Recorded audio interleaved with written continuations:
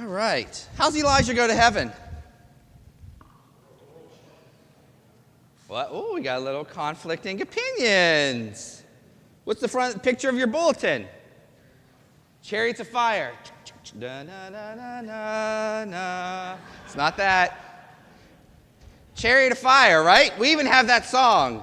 Put on your James Earl voice, right? Swing low, sweet chariot.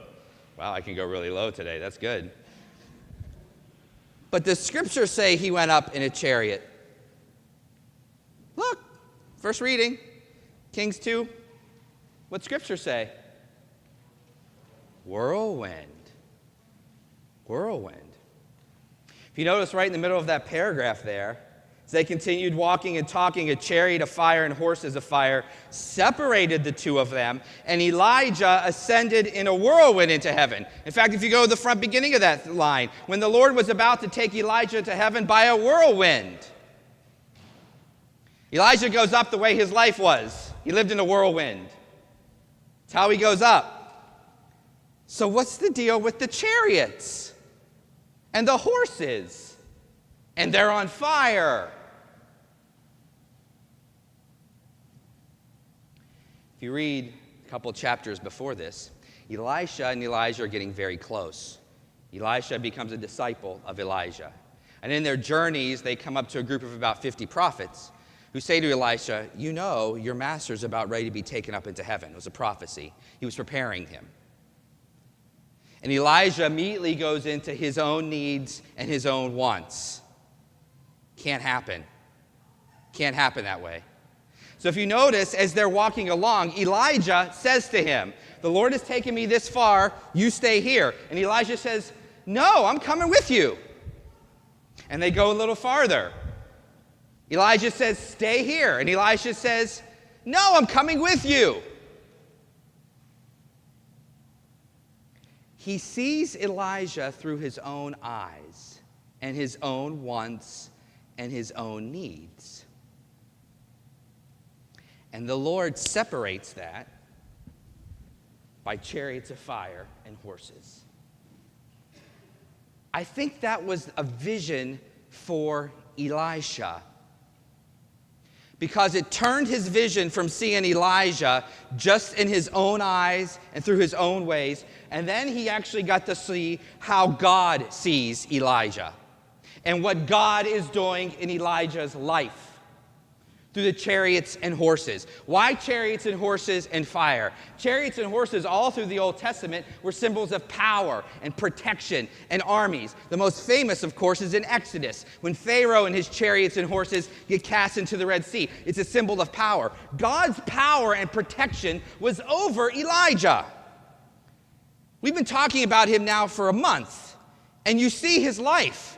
Constantly running from Jezebel, constantly running for a price tag on his head, being struck by poverty and famine. Elijah had it rough.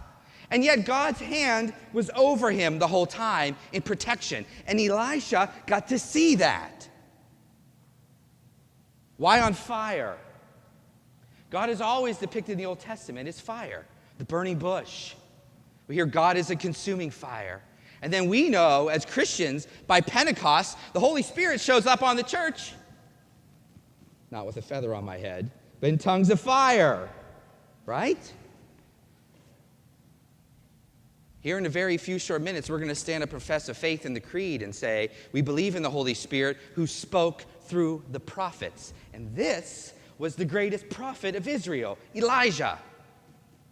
The fire was the presence of the Holy Spirit in his life that was leading and guiding him. And so Elijah doesn't cling anymore to what he demanded of Elijah and what he wanted and his needs, but he actually gets to see Elijah through the eyes of the Father, where there was protection and there was the presence of the Holy Spirit.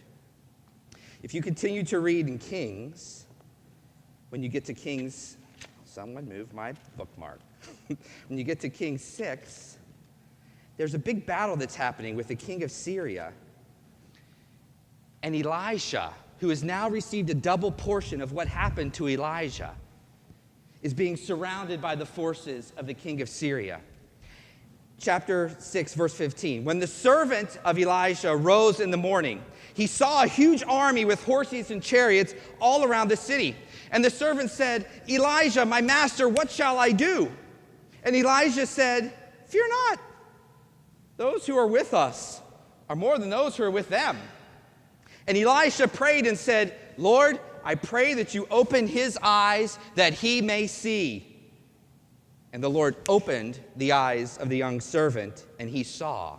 And behold, the mountain was full of horses and chariots of fire surrounding Elisha. So all of that protection, all of that Holy Spirit gets double portioned to Elisha. Even so, the servant, his eyes are opened, and he sees what God is doing in Elisha. All right, priest, what in the world does this have to do with us? How often are we like Elisha, seeing the world and each other through our own eyes, and our own wants, and our own needs, and our own judgments, and not seeing God present in every single person and what God is doing in them? Think about your life. And I'm preaching to the choir. Not the choir, this choir. They're off for the summer. Think about your life. We have become a nation of complainers. We've become a nation of judgers. And don't get me started on the Christian church. We see the world continually through the eyes of pre-double portioned Elisha, where we see people for our own needs and our own wants and our own desires. Think about how much you complain. It's funny, no one likes to be around a complainer. They drive us nuts, right? But boy, do we all love to complain. Turn on the news for 2 minutes and any talk show radio, or just take a look at Facebook. And we're a nation of judgers and complainers. And if you notice, the stuff that we're complaining about is normally what God is trying to fix in us. What you complain about is what God is trying to fix in you. One of the famous stories of one of my favorites, Saint Therese of Lisieux, sometimes known as the Little Flower. She was in France. She actually went to the convent when she was like 14. She was very, very young. And she wrote this beautiful diary of a soul that has all of her thoughts and prayers and encounters with the Lord. And she talks about sitting in chapel. And in front of her was what she thought was this old, cranky nun. And the nun would kneel in chapel and bang her rosary beads off the pew in front of her. Clink, clink, clink. It used to drive Therese insane. And she would sit, she said, and yell at Jesus. Why is that woman banging her beads on the pew? I'm trying to pray. She's banging her beads on the pew. She said for weeks she would complain and complain. And then all of a sudden in prayer she heard, that's how I'm teaching you patience. And she saw that woman as the way God sees. And what she didn't realizing was all those banging of the rosary was this old nun praying for the young nun behind her.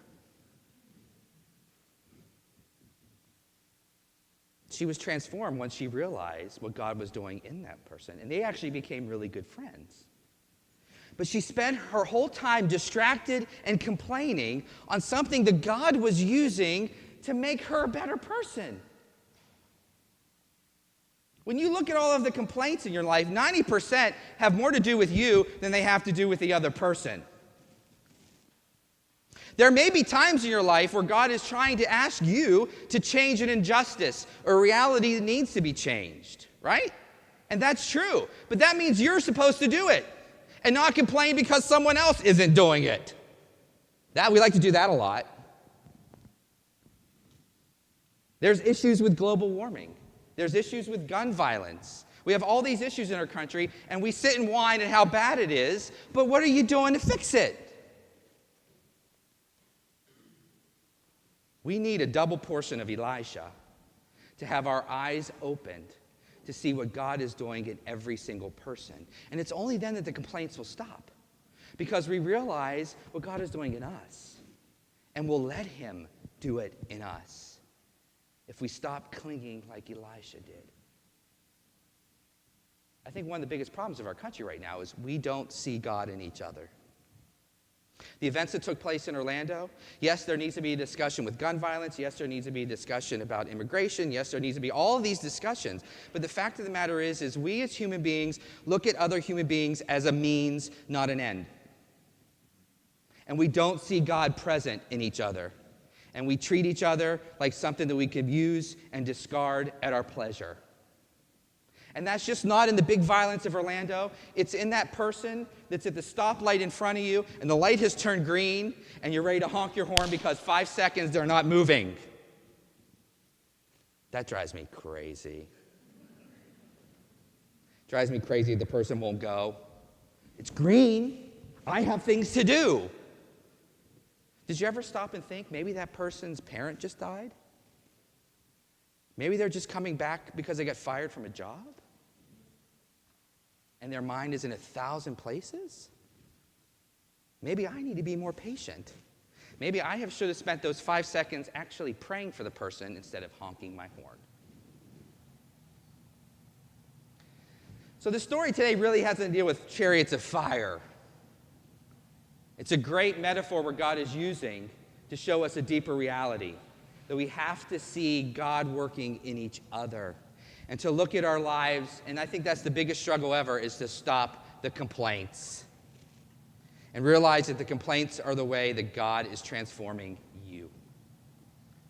So let's ask the Holy Spirit who was on Elijah and Elisha to pour upon us with the same fire, to burn away our pride, to burn away our selfishness, so that we can jump to heaven as Elijah did in the whirlwind.